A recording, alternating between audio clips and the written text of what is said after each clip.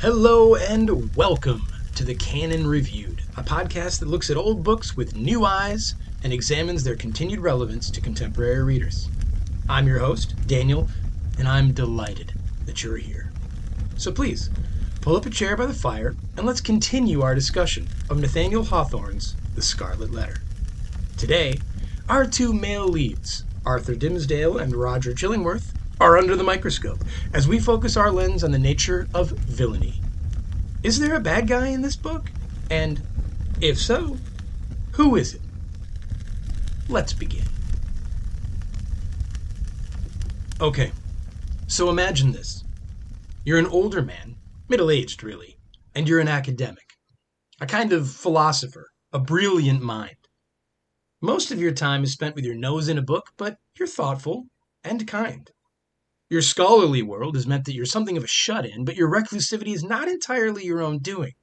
An old injury has left your body slightly misshapen, one shoulder higher than the other, and you've often felt awkward in the company of others. For you have little in common, and you worry that those others judge you harshly. So, insecurity of a type keeps you indoors. But it turns out, when you really think about it, you are desperately lonely. Your heart is too big to be in your sole possession. But who could you possibly share a life with? The women your age are already married. You've no real social circle to adhere to, and it's not like women would line up at your door for the chance to marry a not-so-attractive bookworm, even if you do have money. So what do you feel when, suddenly, an acquaintance of yours reveals that he's looking to marry off his beautiful young daughter? Wait, is this possible?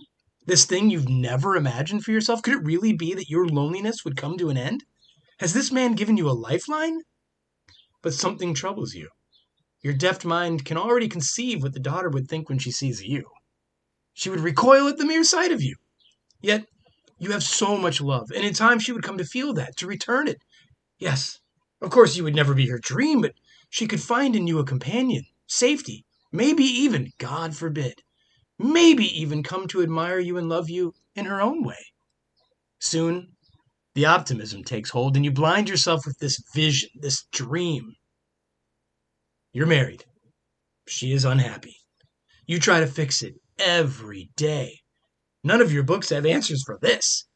You are ever kind, sweet-natured. One day it occurs to you that maybe what the two of you need is a change of scenery. You book passage to the new world, intent on starting your lives over. She hasn't said much about it, but then again, she never says much about anything. But you know that this is the right call. She'll see. You have to attend to some things, and you send her across the seas before you. You shall meet her in a few months. Then, tragedy. Those months turn to 2 years. You are shipwrecked, saved, but then captured by Native Americans. Though you're a prisoner, you soon find yourself valuing their company. You learn even more. Your mind opens. You have changed. At last, they walk you to Boston to meet your wife. How do you feel then when in the market square you see Hester Prynne, for the first time in years, standing on the scaffold with a baby in her arms? One of the tricks required of reading old books is that you need to keep your mind in two places and in two times. If you don't recognize the legitimate existence of the mores, beliefs, and customs of a previous time period, much of the story's central themes and such just won't make as much sense, or you'll have positioned yourself on a level where you can't see the book correctly. Well, at the same time, however, you exist in your time and place with your own contemporary beliefs and customs, and they're equally important to the reading of a text. So, therefore, it's really all about balance.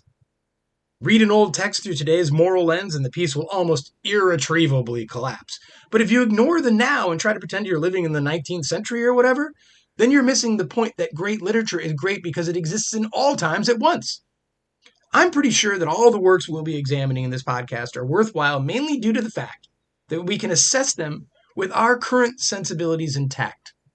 Some things, though, and these things are generally the uglier aspects maybe of old-timey life, are what they are. And while we can read with the knowledge that we're better now about certain social things, it's not possible to simply shut the door on a text because of the social truths of the time. Take, for a very good example, the marriage between Hester and Chillingworth. Was it a forced marriage? Well, kinda, or it would feel that way now. Could Hester have escaped it? Yes, but it would have been difficult for a number of reasons. She was essentially the property of her father, and he could do what he thought was best for her, but really for his future. It's a grim and disturbing relationship seen through today's lens of gender norms and equity for sure, but so normal then that it wouldn't have merited comment. Remember, though, Hawthorne does comment on it, and he articulates quite well how the marriage felt like a prison to Hester. So it's pretty symbolic when they finally meet again, it's in an actual jail. Now, not surprisingly, Roger's and Hester's relationship was always a big hurdle for my students to get over, because it's so gross. And it's probably the core reason they clung so steadfastly to the notion that it's Chillingworth who's the bad guy in the novel. But the real fascinating and complex part of the marriage is how each of the characters lived within it and felt about it. I paraphrased their first conversation in the jail cell last week, but much of it bears repeating because it's enormously beautiful in its way. The honesty with which they communicate and the understanding, especially from Chillingworth, on display, seems contemporary. Chillingworth doesn't comport himself in a way that men of his time, the 17th century, normally would. He's sensitive, compassionate, angry, yeah, but not at Hester, but rather circumstance. A more manly man then would have exercised his rights of ownership and power over his wife, dominating her life in ways Chillingworth doesn't even consider. Hawthorne paints for us a sympathetic portrayal of an older man, and I've always thought Roger Chillingworth was awesome. So let's look again at that conversation in the cell, when Hester fears, strangely, once we know who her husband is, that he's coming to kill her and her baby. A lesser man, or, if we're being honest, a man, would most likely see only the infidelity and the baby and hardly be able to get past it. But not Chillingworth. He's already reconciled with the fact that his wife never loved him, and certainly didn't find him compelling as a sexual partner. What he does see, however, and what he makes very clear in this scene, is a gross injustice done to his wife. He does love her, even if it's not reciprocated, and he can't understand why she alone should suffer a punishment that should be doled out equally to another as well. Now, I think this is a pretty progressive insight from both character and author. Yes, Puritans loved to damn as many people as they could to hell, but I appreciate how Chillingworth views this dilemma.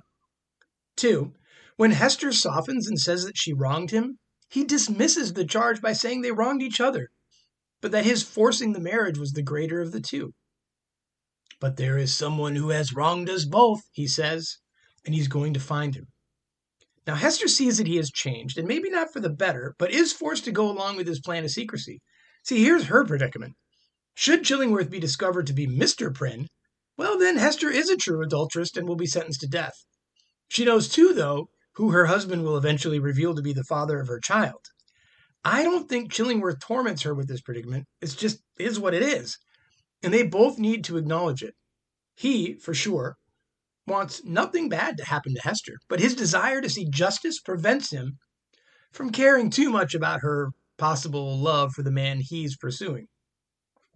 Now, before we move on, we need to address, for starters anyway, why folks deem Chillingworth the villain of the Scarlet Letter.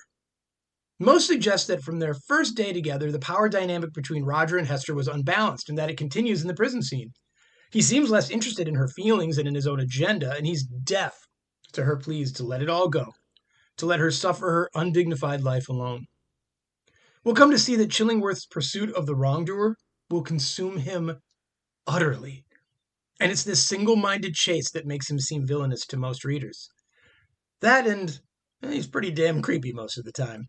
But this story is more subtle, and Hawthorne too deft for the question of who's the antagonist to be so easily answered. For now, let's put Roger on the back burner and turn our attention to the other male lead of the novel, the young, pouty, goth Arthur Dimmesdale, a character for whom I have a great distaste. Of course, my dislike of him doesn't make him a villain. That's not how it works. But let's really examine what he does and what he doesn't do through the course of the novel. See, one of the great benefits of reading a book a second time, or a third, or a fourth, or 100th time, is that because you know everything beforehand, you can more easily judge the characters and events of the novel. Because after a time, you're more analytical than emotional. Knowing where it ends allows you to better see how you got there, where it all began. I think maybe there's no book for which this is more true than The Scarlet Letter. First-time readers, listening to Dimmesdale at the beginning when he's publicly pressuring Hester to name her co-conspirator, think nothing of the scene other than maybe he seems like a kind of nice guy compared to all the other bitter Puritans around him. He's gentle, compelling, seems pretty sincere about all that God stuff he's talking about. And why wouldn't he be? He's the town reverend, the shepherd of the flock.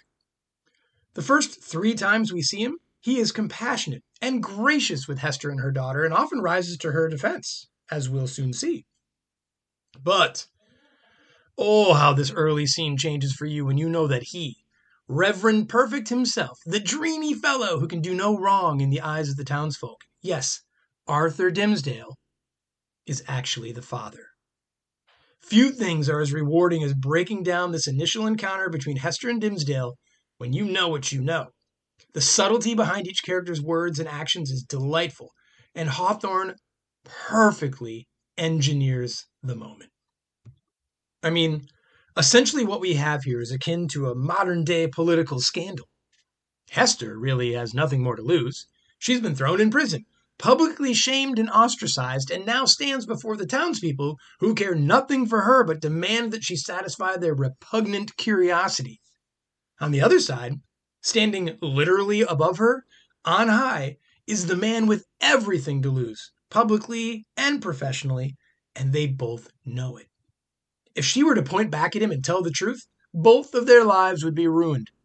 Actually, both of their lives might come to a very sudden, jarring, neck-snapping end. Knowing this, consider how each acts in the scene. Now, if an actor were to take on Dimmesdale's role here, there's a few ways they could play it. His words are earnest and sincere, as devout and religious as they ought to be for sure. We can't deny that he means everything he's saying to Hester. But what are his eyes saying? How are the words emerging from his lips? We know by the end of the novel he's a guilt-ridden whiner who can't get over his spiritual collapse. So maybe right here, he's genuinely asking Hester to end it for him. I mean, let's look at Dimmesdale's first lines of the book. After an older reverend has asked him to speak to the woman, my brother, Dimmesdale peers over the balcony, looks straight into his lover's eyes, and says, "Thou hearest what this good man says, and seest the accountability under which I labor. If thou fearest it to be for thy soul's peace, and that thy earthly punishment will thereby be made more effectual to salvation, I charge thee to speak out the name of the fellow sinner and fellow sufferer. Be not silent from any mistaken pity and tenderness for him. For, believe me, Hester, though he were to step down from a high place and stand there beside thee on thy pedestal of shame, yet better were it so than to hide a guilty heart through life. What can thy silence do for him, except it tempt him, yea, compel him, as it were, to add hypocrisy to sin? Heaven hath granted thee an open ignominy, that thereby thou mayest work out an open triumph over the evil within thee and the sorrow without. Take heed how thou deniest to him who, perchance, hath not the courage to grasp it for himself, the bitter but wholesome cup that is now presented to thy lips." Now, last week, I mentioned how the language in the book might be the biggest thing that trips up new readers. And for a younger person who's maybe not used to reading this kind of speech, the profundity of this moment could be lost on them. So let's break it down. And remember, since this is your second reading of the book, you know who Dimmesdale really is. You have to keep that in mind while listening to him here. This initial moment of his speaks volumes about his character, his cowardice, his fear, his agony, and his ultimate reliance on others to carry him through. First, he implores Hester to understand that any feelings of tenderness for her fellow sinner and fellow sufferer would be mistaken, because she'd be allowing the greater disaster of hiding a guilty heart through life. Now, he even hints here that it's him. He even says, though he were to step from a high place and stand beside you on your pedestal of shame, he's literally above her on a high place. Of course, he probably means it more figuratively than that, but he does recognize the social cost of this name drop. He continues, if you remain silent, all you're really doing is tempting him to add hypocrisy to his other sin. In short, she's all but forcing the guy to be an even worse sinner than he already is. His third point is one that he'll return to again, because it's at the center of why I condemn Dimmesdale like I do. It's a little less repellent here than later in the book, but the central idea is this. You get the honor of having your shame out there in the public. It's no secret that you're awful and worthy of scorn. Therefore, you're not burdened, as he is, with having to keep a secret. Yet, you're denying him that same opportunity you have in standing in open triumph over the evil within thee. In reality, she has suffered the very real pangs of this misfortune, while Dimmesdale gets to say crap like this to her from the balcony. Maybe he genuinely believes that she's better off, but when we start to understand just how awful the world is to Hester, one might think she'd rather switch places with him. Finally, Dimmesdale speaks of his own cowardice. Hester's denying him that wholesome cup she gets to drink from, the one he hereby professes he lacks the courage to grasp himself, which is the acknowledgement of sin, the first step required of atonement or salvation. I always wonder what Hester is thinking as he's talking, like what secret communication is here flowing between them. Anyway, the crowd is absolutely taken by his words, which will be a thing throughout the book, and they're positively stunned when Hester says she won't name the man. Oh, it's awesome when she proclaims, my child must seek a heavenly father. She shall never know an earthly one. Hester is such a badass, and as you continue to read, you can't help but compare her strength to Dimmesdale's weakness. I mean, rather than let the scene play out as it does, couldn't he just announce his own guilt? He's putting all of that on her, and she won't do it. If it's anyone's job to name names, it's Dimmesdale's.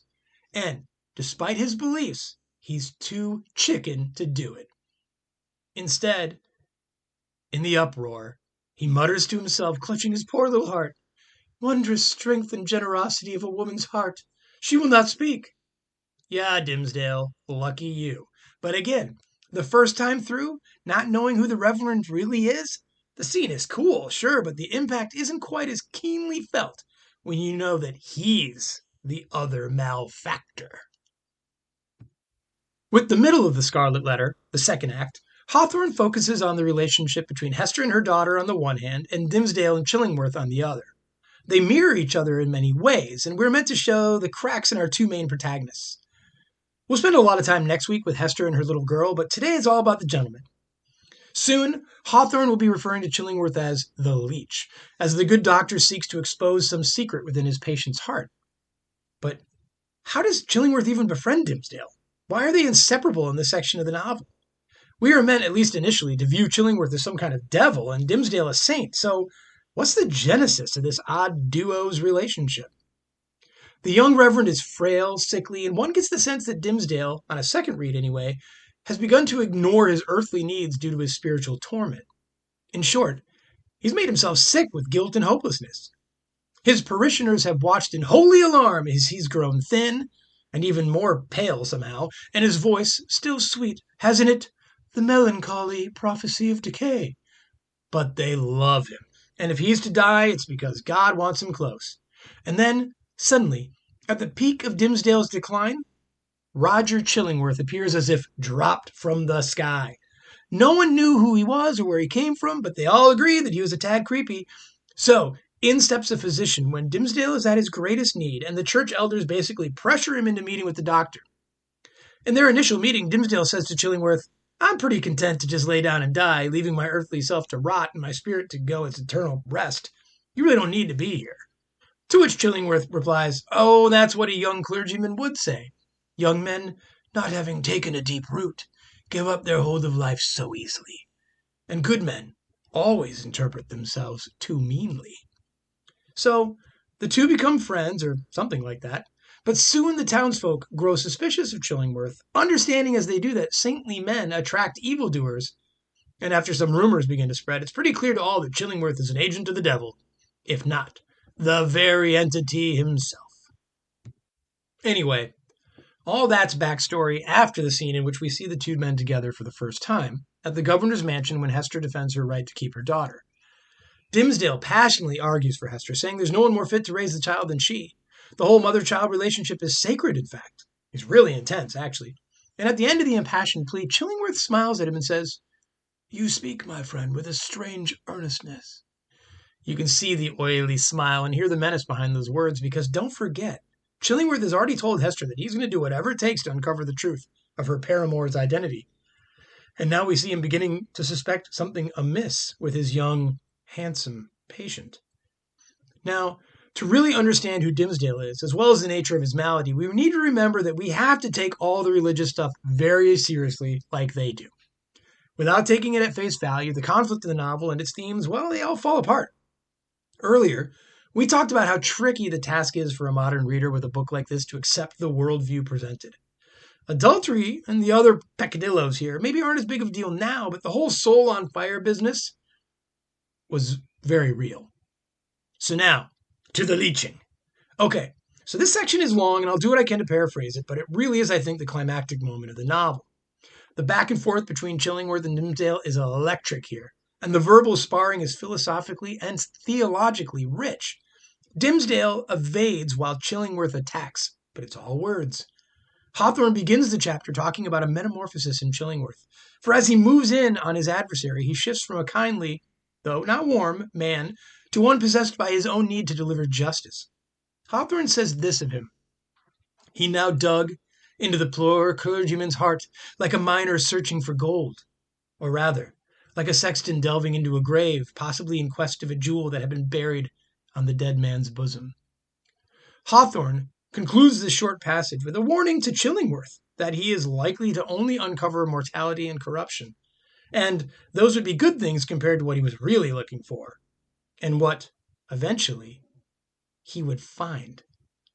Remember, Chillingworth knows there's something up with Dimmesdale, and the latter is somewhat thick when it comes to understanding the motives of other people. The author says of Dimmesdale, trusting no man as his friend, he could not recognize his enemy when the latter finally appeared. Roger, therefore, has the upper hand. Dimmesdale has God and his spiritual strength with which to defend himself, but Chillingworth is his intellectual superior.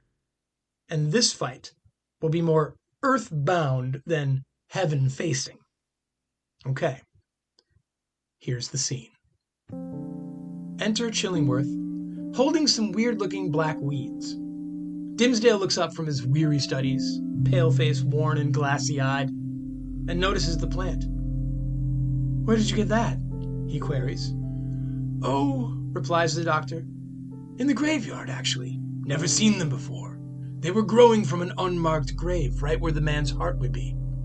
I'm guessing they signify some terrible secret that was buried with him, one which he probably should have confessed before dying. Maybe he wanted to but couldn't. Why not? Nature desires nothing more than the confession of sin. Doesn't this weed prove that?" "That," replies Dimmesdale, "is but a fantasy of yours. There's no earthly power that could disclose the secrets in a man's heart. Anyway, those secrets will consume him until the day of reckoning he joyfully unburdens them." "Well, why not give them up here? Wouldn't one desire that joy sooner than later?" "Most do. I've been at many a deathbed and seen the rapture on the faces of those that unfolded their secrets to me. Who wouldn't want that, of course? Well, some men bury their secrets thus." In answer to this, Dimmesdale describes himself once again in a speech not unlike that to Hester about the wholesome cup and all that. "I imagine that there are those who simply lack the constitution to admit their sins. Or maybe since they love God so much and want what's best for humanity, they keep silent because they could do more good on earth if they carry on. If they make of themselves a guilty wretch, what further good could they do?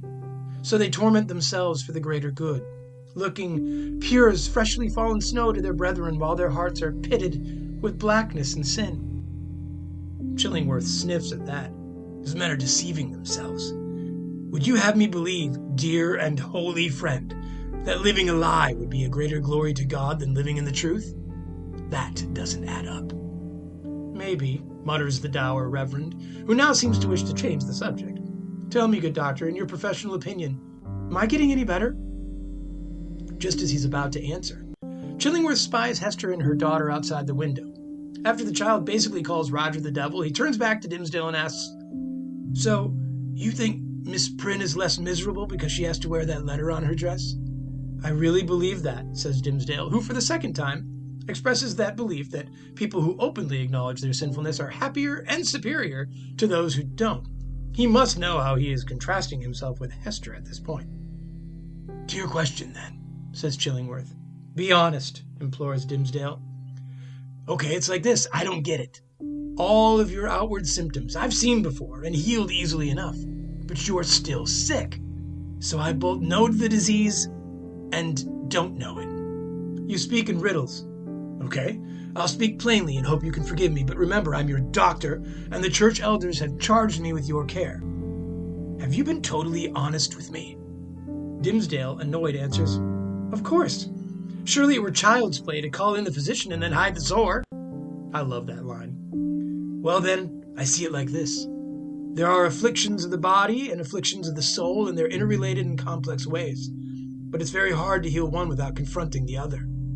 Again, there must be something else, and you may not even know you're hiding it." Dimmesdale rises, furious. "What? Now you're like a soul doctor? Whatever." Chillingworth, ignoring the hostility but liking what he's seeing in this reaction, continues calmly. "There's a sickness in your spirit, an infected place, and it's manifesting in your body. Don't you want me to heal you? If you just lay open to me the wound in your soul—" "No, not to you," cries Dimmesdale. "You're just a doctor, and maybe not even a good one. And now you want to come between God and the sufferer? Who do you think you are?" And with that, an exhausted and self-righteous Dimmesdale flees the room and passes out on a chair in the next room. Chillingworth gives him some time and wanders in and creeps up to the sleeping form. He pulls Dimmesdale's shirt aside and turns with a look of wonder, joy, and horror. What, friends? What did Roger Chillingworth see on the chest of Arthur Dimmesdale? That will be revealed at the end of the novel. Dimmesdale wakes up in the middle of the night and wanders around the town zombie-like and guilt-ridden, and somehow gets his sleepwalking form to the very gallows where we met Hester Prynne at the beginning. There he screams and rants and rouses the townsfolk from their slumber. The next day, during his sermon at church, he sort of half confesses his sins and failures, but does so obliquely that the parishioners think he's speaking metaphorically, and he becomes even more awesome in their eyes. I guess it's nice that it frustrates Dimmesdale that he's not getting through to them, even if he isn't really trying very hard. Meanwhile, Hester stumbles upon Chillingworth in the woods, and she says she's going back on their plan. I'll look more closely at this part in next week's show, but there's some stuff here that reveals interesting insights into Roger's character that we should address now. For starters, Hester's alarmed by her husband's transformation. Hawthorne says this of Chillingworth. In a word, old Roger Chillingworth was a striking evidence of man's faculty of transforming himself into a devil, if he will only, for a reasonable space of time, undertake the devil's office. We then learn that it's been 7 years since he's endeavored to get into Dimmesdale's heart, and in that time has come to delight in the torture. In short, he became so obsessed with his hunt for Hester's lover that he turned himself evil with his persistence and single-minded drive. I love that. That idea that our pursuits can be such that, though they may have their genesis in something good, the way we go about working towards our goals can harden us to others, turn us from ourselves, our best selves. Well, after she tells Chillingworth that his face makes her sad, she gets right to the point. She can no longer lie to the one person she sees as her only source of atonement. She must tell Dimmesdale all about this. And she accuses Chillingworth of cruelty and malice towards Dimmesdale, even suggesting that he's delighting in the young pastor's suffering. Roger retorts by saying that he's done nothing evil, but rather kept the young man alive with his medicine, right down to pointing out the expense of doing so. But Hester, and we'll see next week just how savvy she is, sees through Roger and says that it would have been better actually if Dimmesdale died than continued living like this. And here, Roger gives in and agrees that it would have been better, which is why he's working so hard to keep his bodily frame in this sphere of existence. "Haven't you tortured him enough?" asks Hester. And Roger sneers in response. Not even close. And here comes the most fascinating part of the scene, when Chillingworth becomes emotional and vulnerable in ways that we haven't seen yet in the novel. He looks shakily at his wife and asks her to remember him 9 years prior. What kind of man was he? Was he not kind, studious, and gracious? Hester agrees and says he was even more than that. Well, Roger shouts back, "And what am I now? A fiend, and who made me so?" Hester whispers, "I did." Roger cannot hear that, and he bristles when Hester says if he could but forgive her, he would return to his previous humanity. Instead, Chillingworth concludes their meeting by saying, "It is our fate. Let the black blossom flower as it may." Now, I may have tried to keep my disdain for Dimmesdale in check a bit, but as the novel nears its end, it gets harder and harder to maintain objectivity concerning the young man. He meets Hester in the woods. They are finally alone, and he goes so full on into whiner mode that it's hard to stomach. He explains that he is miserable, and the love of the townspeople makes it even worse. For the third time, he states his clever belief that Hester must be so happy that she can wear the scarlet letter so openly upon your bosom. God, I hate that. Anyway, he says he wishes there were some friend, or most likely an enemy, near him that he could confess to, since it might make his soul a little more at peace. Well, there's Hester's opening into telling him what's been up for the last 7 years, and when she does, he goes nuts. "I might have known it," he cries. "I did know it. Was not the secret told me in the natural recoil of my heart at the first sight of him? Why did I not understand? Oh, Hester Prynne, you know little of the horror of this thing, and the shame, the indelicacy, the horrible ugliness of this exposure of a sick and guilty heart to the very eye that would gloat over it. Woman, you are accountable for this. I cannot forgive you." First, shut up, Dimmesdale. You let the guy in the first place. And really, Hester doesn't understand the shame and the horror and all that crap that has surrounded her this whole time with Dimmesdale? Lived on as a rock star? Really? And finally, she's responsible for this? You had no hand in the matter, Arthur? Please and ugh. I can't forgive you. What a jerk. You know how sometimes we do something wrong and we're just looking for this moment where we can release ourselves from the responsibility associated with that wrongdoing because someone has given us the opportunity to make them a scapegoat? Well, that's almost what happens here. In my first reading of the book, I was afraid that in his anger towards Hester, Dimmesdale would relieve himself of all sin, turn what he sees as his victimhood into a kind of holiness that absolves him. But, to his credit, he doesn't. He's actually too self-centered and self-involved to not take responsibility, and in a few paragraphs he'll come to his senses and forgive Hester.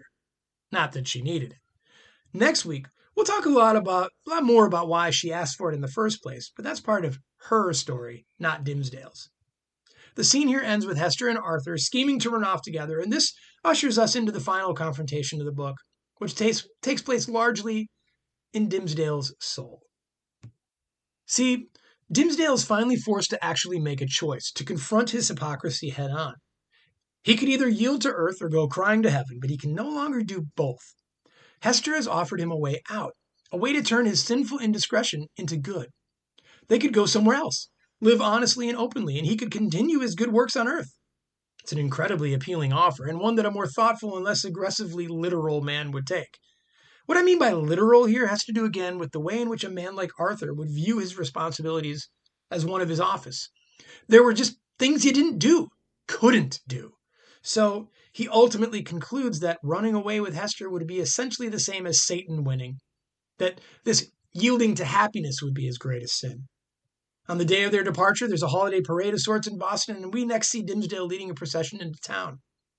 To Hester's alarm, Dimmesdale climbs up on the gallows stage and begins an impromptu sermon delivered with a passion and intensity that surprises his flock. What's he doing? Frets Hester.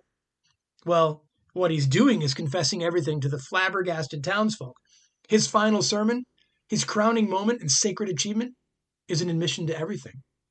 It's quite a beautiful speech. People of New England, he begins with a cry, you that have loved me, you that have deemed me holy, behold me here, the one sinner of the world. At last, I stand upon the spot where 7 years since I should have stood, here, with this woman, whose arm, more than a little strength wherewith I have crept hitherward, sustains me, at this dreadful moment, from grovelling down upon my face. The scarlet letter which Hester wears, you have all shuddered at it. Wherever her walk has been, wherever so miserably burdened, she may have hoped to find repose. It has cast a lurid gleam of awe and horrible repugnance around her. And there stood one in the midst of you, at whose brand of sin and infamy you have not shuddered. There's some confusion, and Dimmesdale goes on, more impassioned than before.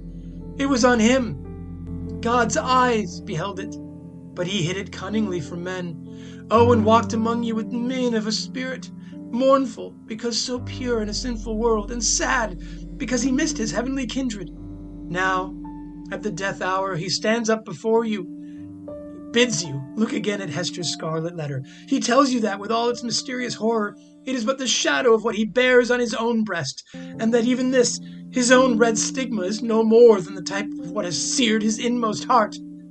Stand any here the question God's judgment on a sinner? Behold a dreadful witness of it. And here, and can you imagine this moment in a room full of Puritans? Arthur rips open his shirt and reveals that he has carved the same scarlet letter into his own chest. For 7 years he's been feeling the sting, the infection, the pain of that cut. It's probably what led to his physical ailments throughout.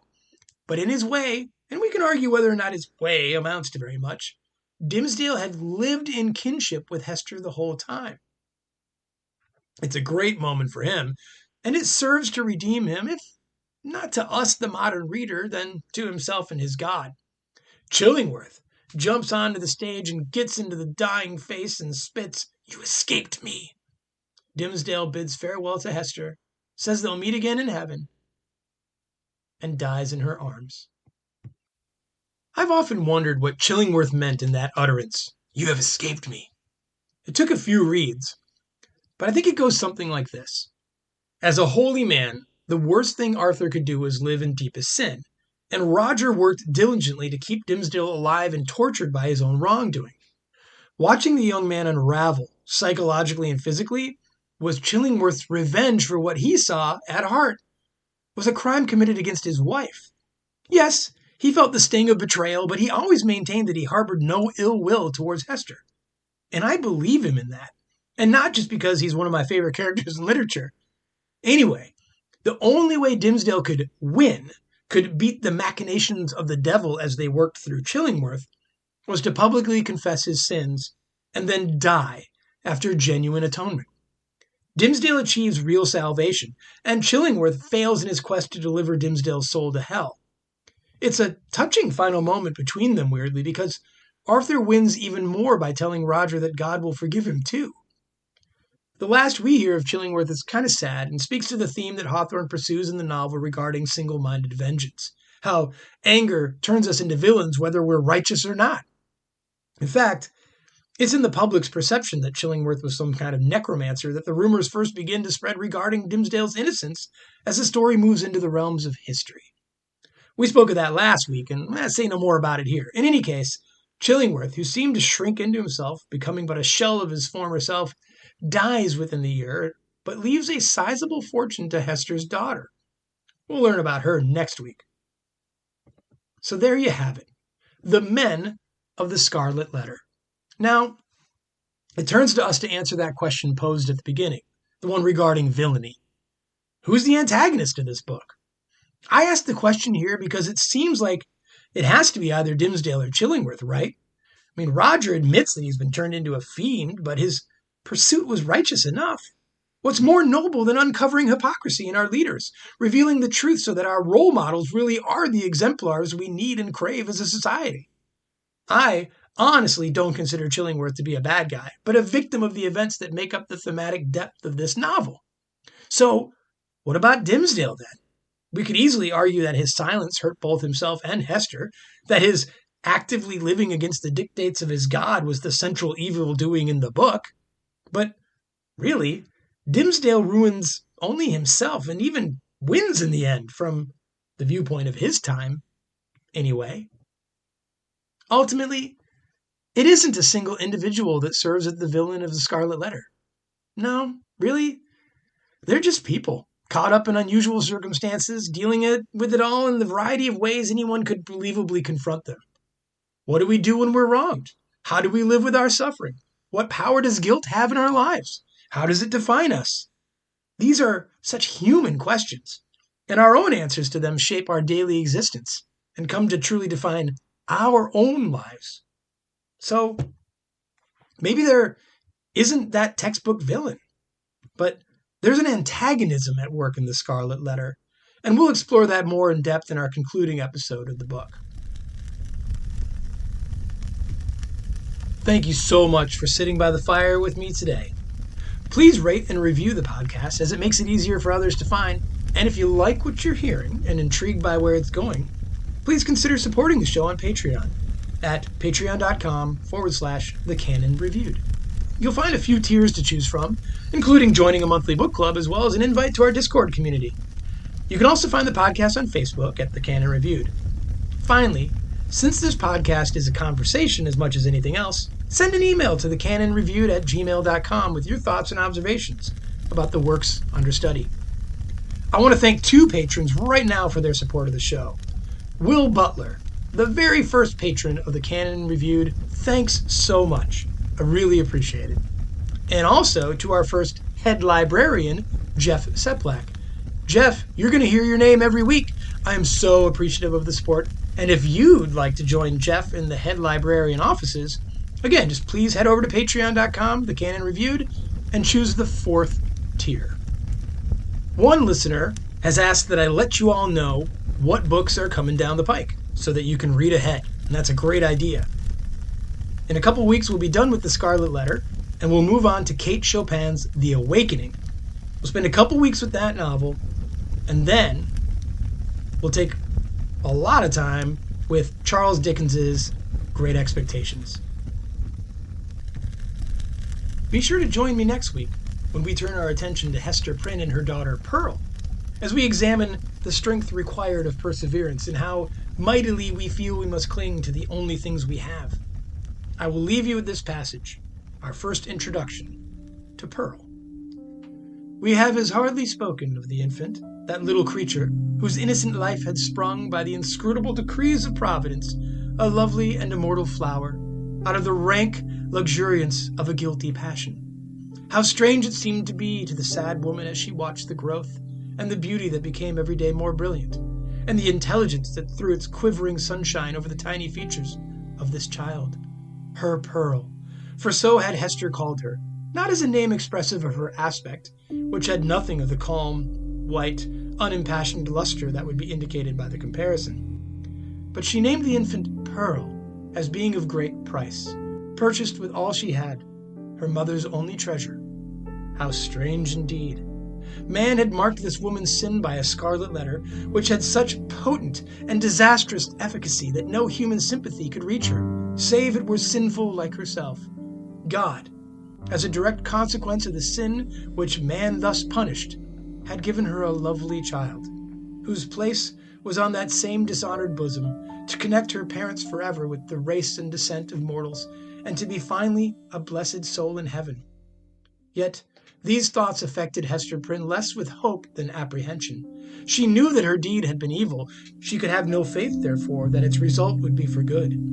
Day after day, she looked fearfully into the child's expanding nature, ever dreading to detect some dark and wild peculiarity that should correspond with the guiltiness to which she owed her being.